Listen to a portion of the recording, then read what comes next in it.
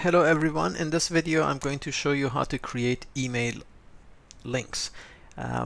You've probably come across to email links.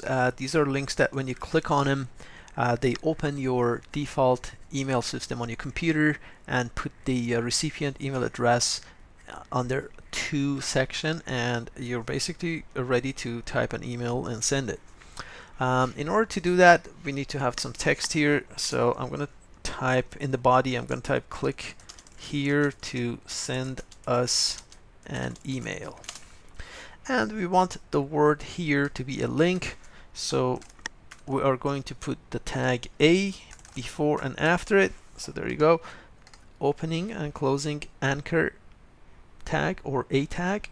So this is a link, but then we have to put the href attribute so it takes us to the destination. So href equals quotations, and here we have practiced with internal external links. Here you put the destination.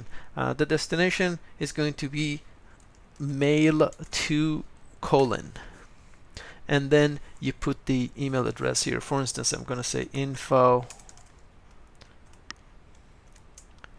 at, let's say, yahoo.com. Just a hypothetical example. So if I'm just going to go file, save as, and save this page as email dash link.